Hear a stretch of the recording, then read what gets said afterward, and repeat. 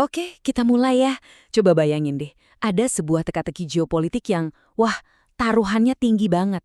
Di tengah-tengahnya ada dua kapal tanker minyak raksasa yang kejebak dalam krisis internasional. Terus, apa urusannya sama kita? Ternyata banyak banget. Nah, cerita kita ini berawal di sini, di Selat Hormuz. Ini bukan sekedar laut biasa loh, ini tuh kayak urat nadi energi dunia, di mana sebagian besar minyak global harus lewat sini. Dan sekarang, tempat ini lagi panas-panasnya. Dan di tengah semua ketegangan itu, coba tebak. Ada dua kapal kita. Kapal milik Pertamina International Shipping, Pertamina Pride, dan Gamsunoro. Keduanya terjebak nggak bisa kemana-mana. Padahal ini aset penting banget buat energi kita di Indonesia. Nah ini kan yang jadi pertanyaan besar ya. Kapalnya punya Indonesia, kenapa kita nggak bisa langsung aja suruh pulang? Atau ya negosiasi biar dilepasin? Ternyata jawabannya jauh lebih ribet dari yang kita kira. Dan disinilah plot twistnya muncul. Ini bukan cuma soal siapa pemilik kapalnya, tapi soal benderanya. Coba lihat tabel ini deh. Ini nih inti masalahnya. Pemiliknya jelas Pertamina Indonesia. Tapi lihat benderanya. Gamsunoro pakai bendera Panama, Pertamina Pride pakai bendera Singapura. Nah, ini kuncinya. Di mata hukum laut internasional, yang dilihat itu benderanya, bukan siapa yang punya. Praktek kayak gini tuh sebenarnya umum, namanya flag of convenience. Biasanya sih buat urusan pajak atau regulasi. Tapi, pas ada krisis kayak gini, nah baru kerasa dampaknya. Biar lebih jelas lagi kita dengerin kata ahli. Pak Siswanto Rusdi dari The National Maritime Institute bilang, karena benderanya asing, ya secara hukum kapal itu bukan kapal Indonesia. Jadi yang harusnya maju buat negosiasi ya Panama sama Singapura, bukan kita. Ini yang bikin posisi Indonesia jadi serba salah. Oke. Mungkin kamu bertanya-tanya, kok bisa bendera lebih penting dari pemiliknya? Nah, biar paham, kita harus ngintip sedikit ke konsep dasar di hukum laut internasional. Namanya itu yurisdiksi negara bendera. Gampangnya gini, kapal di perairan internasional itu tunduk sama hukum negara yang benderanya dia pasang. Jadi, ya Gamsunoro itu dianggap kapal Panama dan Pertamina Pride itu kapal Singapura.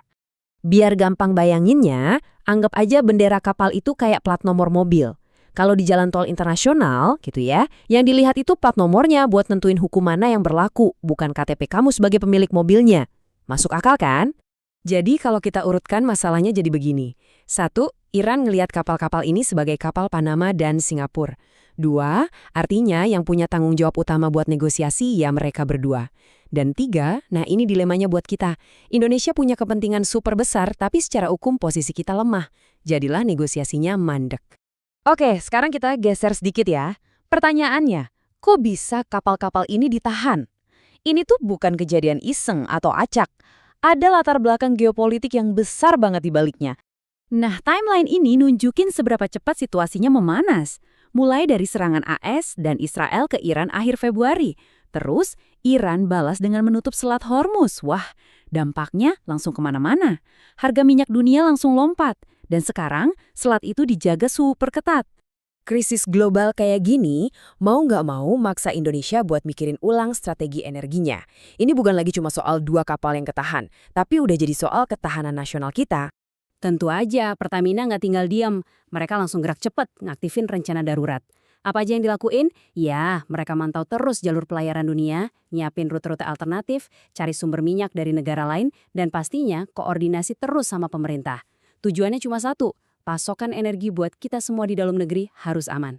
Nah, angka ini penting banget, 12 hari. Pertamina bilang stok minyak mentah kita di kilang itu cukup untuk sekitar 11-12 hari. Oke, ini artinya situasi masih aman, masih normal. Tapi, ini juga ngingetin kita kalau batas aman kita itu tipis. Rantai pasokan sama sekali nggak boleh putus. Dua gambar ini benar-benar nunjukin tantangan besar buat Indonesia. Di satu sisi, ada kilang minyak. Ini adalah kenyataan kita sekarang. Ekonomi kita masih bergantung banget sama fosil. Tapi di sisi lain, ada panel surya. Ini adalah masa depan yang harus kita kejar. Transisi ke energi baru dan terbarukan. Ini soal kemandirian.